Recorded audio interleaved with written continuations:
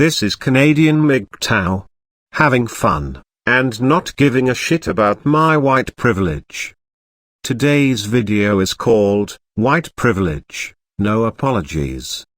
Today I read an article that made my blood boil. Another diatribe from Huffington Post, that would simply be labeled racist by the mainstream were if not for the fact it was aimed at white people.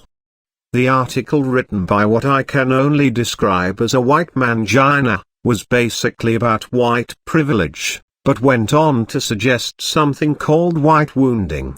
I will read to you just one paragraph of what this SJW wrote, in a female voice suitable for this mangina. People marked as non-white walk around with visible and invisible scars, deal with the opening of new and the reopening of old wounds, and face constant reminders of the harm done at their expense on behalf of whiteness.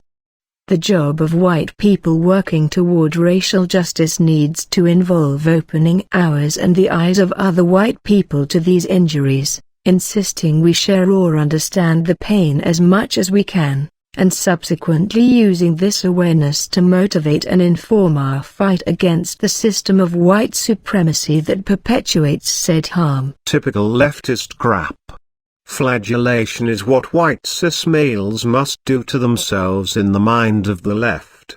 It surprises me how progressives willingly subject themselves to the whims of people who don't give a rat's ass about them. Self-respect means nothing to them. Dr. Dre might be straight out of Compton, but this university-educated writer is straight out of his own asshole.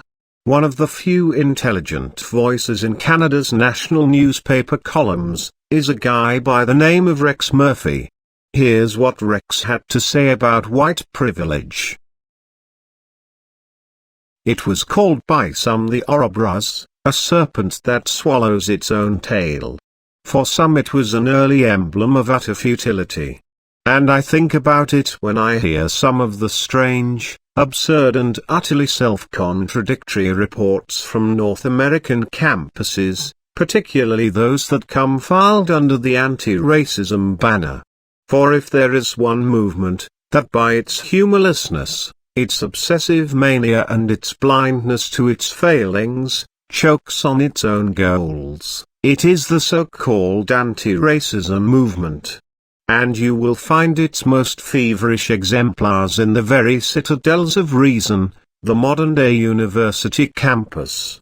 Nowhere in the West will one find such fundamentalist fury as in the frenzies of campus political correctness on the subject of race.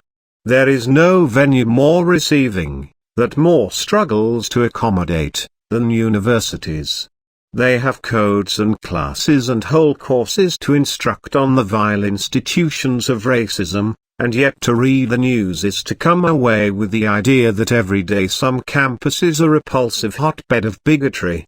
Universities are frantically sensitive to the least, the most minuscule, the most trivial examples of what might be racism. They police for insensitivity with the same intense puritanical rage that governed the Victorians on the subject of sex. To read the student newspapers of some campuses, it would seem the hearty days of the KKK are just a tick of the clock away from returning. They seem especially convinced that every white person is a bundle of unearned advantages, owns a place purely because of his, or her, skin color, and wanders through life with a free-for-me pass simply because daddy and mommy, and their daddy and mommy, were white. It's astonishing. Could there be a better definition of racism, a better example of a purely racist concept, than this? The holding that all a person does and is springs from the color of his skin? The entire notion is called white privilege. In our modern seats of learning, with their skyrocketing tuition rates, and celebrity professors, do they ever test an idea? Do they ever ask the questions that even a 10-year-old would ask about this concept of white privilege? Do they ask, what part of the great DNA chain, specifically, houses the gene for white privilege? How does skin color and privilege interlink, and why does privilege always follow only one skin color? Do individuals always and only reflect the characteristics of their skin color group?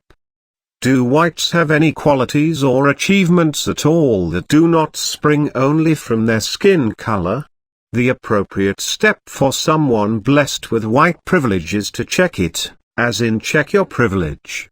That is, before doing anything or sharing an opinion, white persons are supposed to do something of a confessional inventory of all they owe to being white, and all the harm they or their ancestors have done to every other skin color on the human spectrum. It has a very Maoist tang, this check your privilege, encouraging self-abasement and self-humiliation before the cadres of politically correct betters, and anti-racism squads. Check your white privilege is attempting to become a catchphrase, though how something both so clumsy and ambiguous will ever find a pulse on other than academic lips is a good question. Yet how many immature, callow and overeager students will listen to this stuff, and actually think it has any intellectual quality?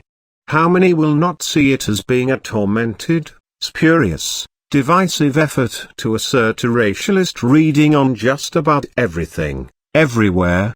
It is a direct effort to impose guilt where gratification should reign. It is to make those who work hard, try to conduct themselves responsibly, who apply themselves to study, feel that none of these attributes, none of their honest effort, has earned them success. Why should all a young person's effort and sweat, holding on to a moral code, and determined application to make something of their life be turned against them, be denied its efficacy, and everything praiseworthy about a person be dismissed as merely a gift of their ethnicity? What's most obnoxious about this trend is its blatant attempt to chase effort, merit, industry and determination off the field entirely.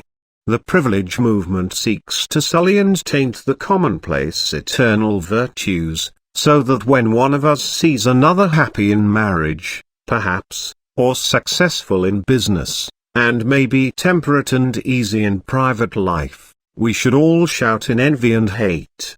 It is bitterly ironic that the anti-racist message has been reduced to this: you have all that you have only because you have white skin. It is the cheapest form of racism, no subtlety at all. And it finds fullest expression in those academic institutions most attuned to any whiff of prejudice.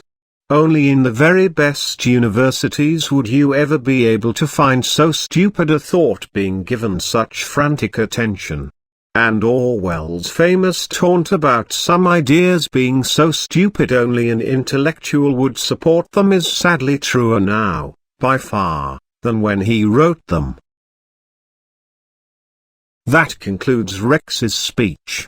And, this concludes this video. If you enjoyed this video, please comment, rate and subscribe. Thank you. This is Canadian MGTOW, signing off. Save yourself. Go MGTOW.